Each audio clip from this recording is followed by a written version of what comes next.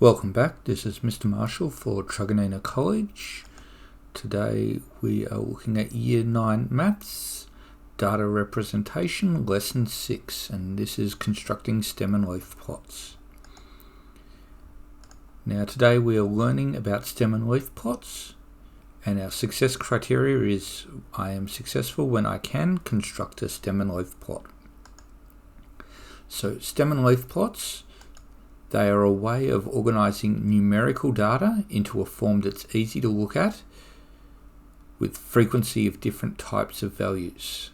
So in a stem and leaf plot, it's a special table where each data value is split into a stem, which is the first digit or digits, and a leaf, which is usually the last digit. And here's an example.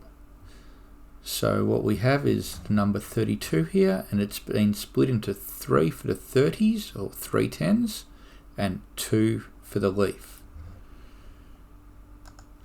So the stem is on the left here, and it's the values that are listed downwards, and these, in this case it's the tens. And the leaf is on the right, and as we can see they're also in ascending order. So this means 1 and 5 is 15, 1 and 6 is 16, 2 and 1, 2 tens plus 1, 21. So let's go through the steps for creating a stem and leaf plot. We have a whole bunch of data here and we want to summarize it. So step 1 is identifying that the data is numerical discrete data, and then we need to write a title and a key. Step 2 is that we notice that the scores go from 2 being our minimum, which is right here, all the way up to 105, which is here, is our maximum. So we can group this in tens quite easily and have 10 levels for it, or 10 steps for our stem.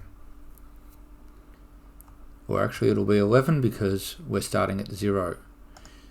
Transfer each score across, and then just record the last digit at the right hand side in the leaf, and then reorder it so that the smallest leaf is at the left and the largest is at the right. So here we have it completed. So we have our title up the top with our key, we have our stems running from 0 to 10, so there's our 11 lines, and then we've put in each of our leaves, and each of these numbers here represents one of the numbers from our data. Now it's very important to have a key. Sometimes we're not just looking at tens and units, sometimes we're looking at units and tenths, sometimes we're looking at hundreds and tens. We need to have the units to say what we're looking at. So here's another example. We've got 30 results here. Now if we're going to record them, again we'll just go through the process of working out the title and key, drawing up the stem and leaf plot with each row, and we get something that looks like this. So here's my 30 students, our stems. Again we're looking at tens here, but we've got 11 tens, so this represents 118 and 119. And we've got our leaves on the left hand side, which are the unit columns of all our numbers.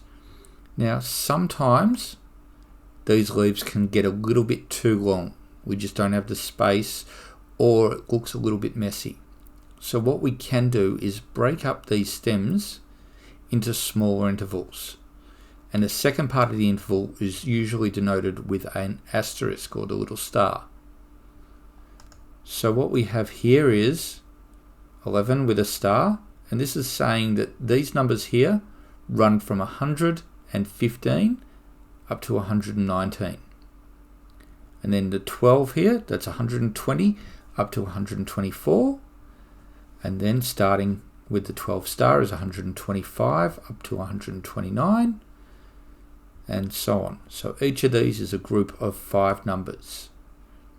And as we can see, it makes it a little bit neater. We can still see that there's a lot of numbers between 120 and 139, but we can see it easily spread out between the two.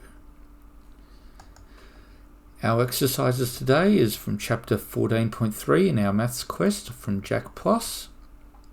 Practice level students will be doing these questions. Consolidating level students will be doing these questions.